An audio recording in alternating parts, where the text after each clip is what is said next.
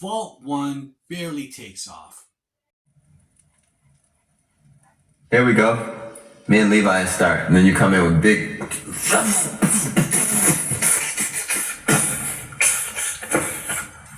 Okay, you ready? 1, 2, 3. So this is Vault 1 from the Prince and the New Power Generation Super Deluxe Edition of Diamonds and Pearls. I'm going to go track by track, so, I felt like this was just barely scratching the surface for Vault 1. So starting off with track 1, side 1, we have Schoolyard. Now this is a 7.5 minute piece, and it's somewhat like a song that would be more in the middle of the compilation. The one thing about Prince is that he always knew how to arrange his songs, his track listing, in a manner which kind of just is a very cathartic, kind of easy path the listener could take in new and weird ideas, not all at once. And I thought Schoolyard was a horrible opening as a first track on a compilation. I mean, if you look at Crystal Ball, there's 3 CDs on there. Each song, whether it was the Crystal Ball disc or 2 interactive, which was just, balls out in your face, rockin' song, Days of Wild. On the 3rd disc, it was just a great live number. Schoolyard it seems like it's, if you're familiar with the Crystal Ball soundtrack, it seems like a song that should have been placed in the middle. For example, like Movie Star. It's just kind of this weird abstract kind of song that I don't think he intended anyone to hear. It's just a very kind of personal song that's from his diary. Like Movie Stars, just one little moment in his life, and he kind of just wrote about it. And this is kind of like that same kind of song. It's something from his youth, and he's just kind of reminiscing about this girl and this little adventure and his friend who's a wingman, and and he drives the car, and they smoke pot in the schoolyard, and he's trying to get with this girl and everything. And it's just, it's a really kind of like playful kind of tune. And I just felt like as the first song, it just kind of was, it was all right. I think it just, sometimes Prince songs have to be placed in a manner of listening, making it easy for the listener to digest, than throwing something like that as the first song. Now, the second track, My Tender Heart, of this side, there's 3 songs. Okay, so this, My Tender Heart, is a song from Rosie Gaines, and it seems like something you've heard Prince do before. It's a slower number, and see, there we go again. It has this, the pacing on here is kind of weird. It just goes from something like Schoolyard to a song, My Tender Heart, and it's something that I think would have been the contender next to Diamonds and Pearls. They both have this kind of commercial appeal, but Diamonds and Pearls, of course, is just an amazing piece, and it seemed like this was probably the one that he was probably thinking about, or as putting on the album. But then Diamonds and Pearls came around. Now the next song, Pain, is another Rosie Gaines piece. Now this song sounds like it should have been the first track. It has this Sign of the Times, Welcome to America vibe. It's kind of mid-tempo, and it has a really cool groove to it. It has an interesting intro, kind of mysterious, sort of just like the song Crystal Ball, right? That had like a weird kind of mysterious kind of opening where it's keeping the listener interested and wondering what's going to happen. And Pain has that kind of intro. I just felt like, yeah, the way it was just track listed, it's something like Prince wouldn't do. Just by listening to a lot of Prince albums and how he arranges the track list, he seems to have this manner of putting his songs in a listening order that kind of takes the listener through a journey, which is a lot easier, So he wouldn't put something like Bob George as the first song on the Black Album. That's how I felt with Schoolyard. It just seemed like a song that should have just been more in the middle. Now, side two, Streetwalker, which is a funky little piece. Now, that is a good song to start the side with. I really like that song. And then Lorianne, which I felt was a great piece. And it's a great rock song. We hear more of these near the end of the 90s with songs such as Cinnamon Girl. Well, that's in the 2000s, however. But songs like So Far So Please. It just had this really great poppy rock number. And Lorianne is that kind of song. It's really cool. Last song, Dark Side, is a work in progress. And here's another thing about this compilation is that it's a song where it's just you're hearing Prince work out a song with Michael Bland on drums, which is great, and Levi Caesar on guitar.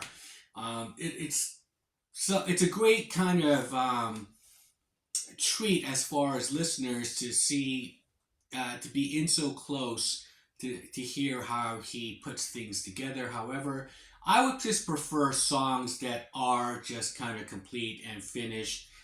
I don't like to hear songs with so many different takes on the same piece. And, maybe in some cases, I'm not so much into how the sausage is made, especially if you're just going through a lot of the same material, because this song will be on Vault 2 as another title as it's progressing and rearranged. So this is just like the working title for this piece. It's called Dark Side. And you could hear Prince walking his musicians through the song. Just like I said, I'd rather hear something complete. So that ends side 2. Now side 3, we have Insatiable, the early mix full version. I don't really care for this version. I like how the final version came together, and I just felt like the vocals and everything and his approach and attack on the vocals is way better. It's like I said, it's another early version of something that we've heard before, so I don't really care as far as listening to something that I already heard the great album version. I don't really need to hear an early version of it.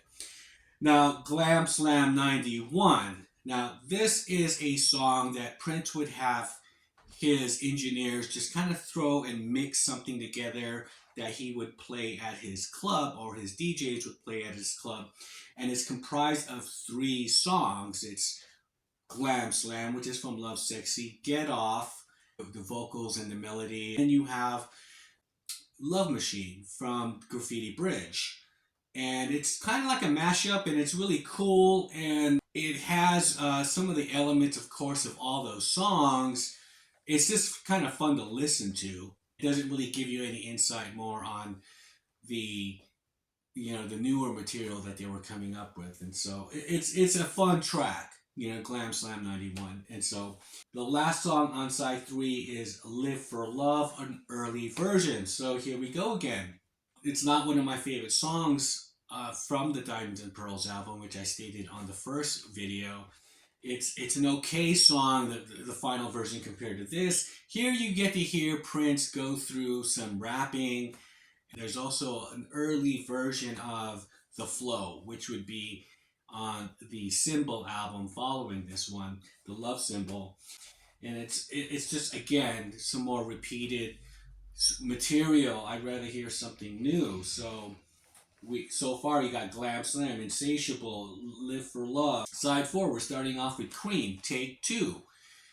Now this is again a song where you could hear Prince calling out to the musicians, and the guitar is the driving instrument, and it's chords and it's distorted. It's more like a rock number. It's sort of like an alternate version of Cream, but it's Cream. So there we go again. It's something just like I was saying with the single edits and mixes, where they didn't have a lot of repetition, but there is repetition on here with just some of the familiar songs that's on the album. Now, by the time you're going through all this material of songs you've heard before, like Insatiable or Live for Love, or even Glam Slam for that sense, hearing Love Machine and all that. I don't even think they should have just put all these kind of early versions of these songs. I myself, yeah, I just don't really care for them. Now, this last one, Diamonds and Pearls, the long version, this is okay. You get to hear the song add like 30 more seconds, I believe, and they don't really go really hard on the middle 8 section with the big horns and everything. It's a longer version. You get to hear, because it fades out. Because it fades out on the album, you get to hear it play to its entirety, and it stops, it ends. There's an ending to it. And so the Vault is one of the reasons why I get these collections by Prince, of course, because I think the majority of people who are Prince fans, they're really looking forward to these collections from the Vault. And to have a lot of the same material, just early versions and different takes and rehearsals. Okay, it didn't really, do anything for me. Like I said, the track listing, the way it's track listed, I mean, it is, maybe that's a petty thing, but I don't know. It's just like, I just feel like the way Prince would arrange his songs for the listener is a lot different than this. It's kind of just like thrown together, and it's just kind of weird. I'm glad that they put all these songs, though, most of them from the album and early versions and rehearsals into one Vault collection. And so moving on to the Vault 2, we'll see how that collection is. But as far as this one, this is more like, 60-40. 60% like is the same material, familiar material, and 40% things that are just previously unreleased songs. And so that in itself is just not too good for me. So that is my Vault 1 review. Leave me a comment below. What are your thoughts? Did you feel like there was nothing surprising about this? There was nothing new on Vault 1, and hopefully Vault 2 will redeem itself. Redeem this Super Deluxe Edition box set, but for Vault 1, it was just like, okay, it barely got off the ground for me. So with that, I'll shut up, and I'll see you guys on the next one, and more Prince and the New Power Generation.